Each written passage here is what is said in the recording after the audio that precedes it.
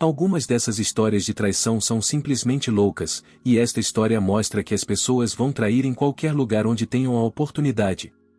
Minha esposa tem 30 anos e eu, 32. Trabalho longas horas como motorista da UPS para sustentar minha esposa e eu. No entanto, a ausência frequente acaba cobrando seu preço. Minha esposa é motorista de ônibus e geralmente termina o expediente antes de mim à noite. Às vezes, quando chego em casa exausto do trabalho, ela não está lá. Se eu a chamo, ela não atende. Às vezes, ela sai com colegas de trabalho depois do expediente, então tento não me preocupar. Uma noite, ela só chegou em casa às 3h19. Eu tinha ligado para o celular dela várias vezes sem resposta. Quando finalmente entrou pela porta, eu estava irritado e a confrontei sobre estar fora até tão tarde. Acabamos em uma discussão acalorada, gritando um com o outro antes de ir para a cama. Furiosos, não nos falamos mais depois dessa noite. Nossa vida sexual, que era saudável, chegou a um impasse. Costumava beijá-la e desejar bom dia antes de sair para o trabalho, mas parei completamente, movido por rancor e ressentimento por sua ausência tardia. Mesmo nas noites em que eu chegava tarde do meu trajeto na UPS, minha esposa costumava iniciar a intimidade, reconectando-nos após longos dias separados. No entanto, seu desejo de proximidade física desapareceu. Antes, ela costumava me enviar mensagens fofas e flertantes durante os momentos mais tranquilos da minha rota de entrega, algo que eu esperava ansiosamente. Mas agora, não havia mais verificações diárias nem respostas dela. Minha preocupação continuava a crescer. Um dia, saí mais cedo do trabalho e, ao chegar em casa, ouvi sons de movimento vindo do nosso quarto. Notei que a porta estava fechada, o que era incomum durante o dia. Caminhei devagar em direção a ela e a abri. Vi minha esposa lá, experimentando minissaias novas e muito curtas. Quando ela me viu, ficou surpresa e rapidamente fechou a porta na minha cara. Ela não queria que eu a visse vestida assim. Antigamente, ela sempre queria minha opinião sobre suas roupas, mas percebi que agora ela não se importava mais com isso. Seu comportamento secreto indicava que algo mais profundo estava acontecendo e algo em nosso casamento estava terrivelmente errado. Com base na minha criação e nos conselhos transmitidos por meu pai durante minha infância, eu sabia que era melhor não confrontar diretamente minha esposa sem provas concretas de qualquer decepção ou má conduta acontecendo às escondidas, embora estivesse extremamente desconfiado agora. Eu não tinha acesso para ver as chamadas, mensagens ou e-mails dela, e sem provas concretas, eu não ia exigir ver suas mensagens privadas. No entanto, em uma tarde de sábado, enquanto eu almoçava, encontrei um conhecido nosso que conhece bem minha esposa através de eventos de trabalho. Ele me revelou que na semana anterior, ao buscar seu filho na escola primária, testemunhou minha esposa sendo excessivamente e evidentemente flertante com um homem que ele não reconheceu.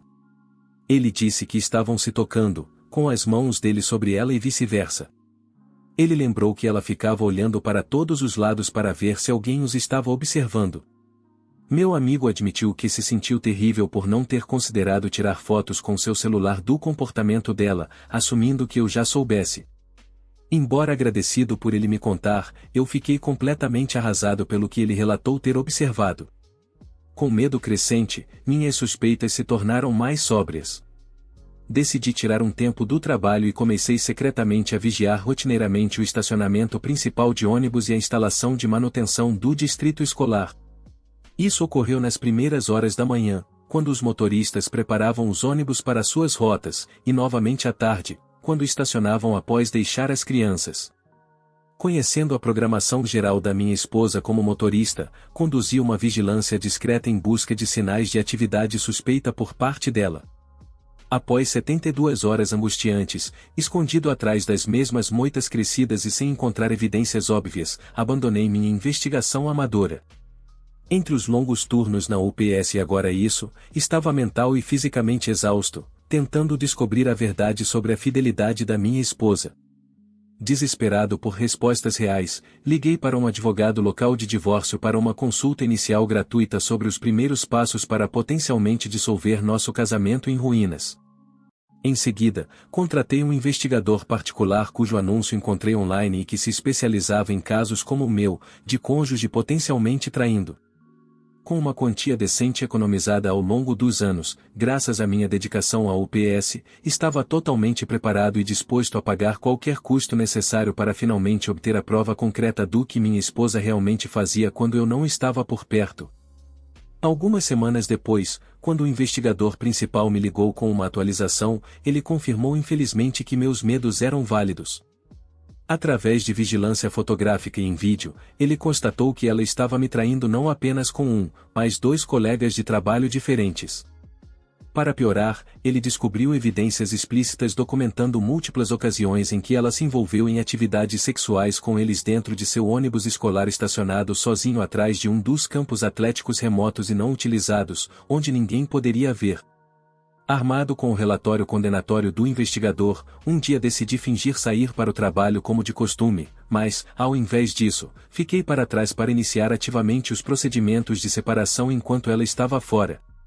Vasculhei minuciosamente nossa pequena casa alugada, reunindo todas as suas coisas em sacos e caixas. Carreguei tudo no meu caminhão e transportei para a casa da mãe dela, uma senhora idosa com quem minha esposa sempre foi muito próxima. A mãe dela ficou confusa quando apareci inesperadamente em sua porta trazendo tudo, mas entendeu assim que revelei por que tinha que fazer isso, pelo bem de ambos. Em seguida, retornei à casa e rapidamente troquei todas as fechaduras com a ajuda de um chaveiro, para que minha esposa infiel nunca pudesse retornar.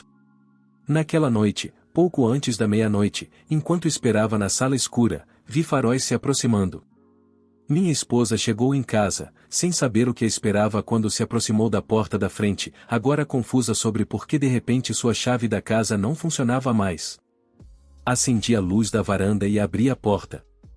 Lá estava ela, com uma expressão chocada no rosto, conforme eu disse a ela diretamente para ir se hospedar em outro lugar. Todas as suas coisas já estavam guardadas na casa de sua mãe, do outro lado da cidade. Imediatamente, começamos uma discussão acalorada ali mesmo nos degraus da frente, à vista dos vizinhos curiosos saindo de suas casas devido ao tumulto. Eventualmente, a polícia chegou para intervir, pois alguém chamou a polícia sobre nossa disputa doméstica pública. Os policiais me informaram que legalmente eu não tinha autoridade para impedi-la de entrar na casa conjugal. No entanto, por escolha dela, ela recusou retornar à nossa casa ao perceber o que eu descobrira sobre suas múltiplas traições com colegas de trabalho. Na semana seguinte, meu advogado apresentou prontamente o pedido de divórcio, citando o adultério claramente documentado de minha esposa como a causa de nossa separação irreparável. Ela mudou temporariamente para o apartamento apertado de sua irmã, em vez da casa da mãe. O oficial de justiça conseguiu entregá-la formalmente os papéis 2 dias depois, em casa da sua irmã. Seu rosto aparentemente ficou pálido quando percebeu que sua teia de mentiras havia se desfeito completamente por eu contratar o detetive. Ela nem se deu ao trabalho de contratar seu próprio advogado para a breve audiência de divórcio que tivemos 53 dias depois. Sem hesitação, o juiz concedeu o divórcio. Minha esposa permaneceu em silêncio durante todo o tempo, olhando para o chão e nem mesmo tentando refutar nenhuma das evidências que eu havia adquirido contra ela. A audiência de 1 hora terminou comigo sendo legalmente concedida a casa alugada, que agora eu poderia administrar financeiramente sozinho, além de 50% das nossas economias conjuntas. Meu advogado de divórcio fez observações posteriormente sobre como o processo foi rápido e indolor, graças às provas descobertas pelo detetive, que garantiram que ela não contestasse nada.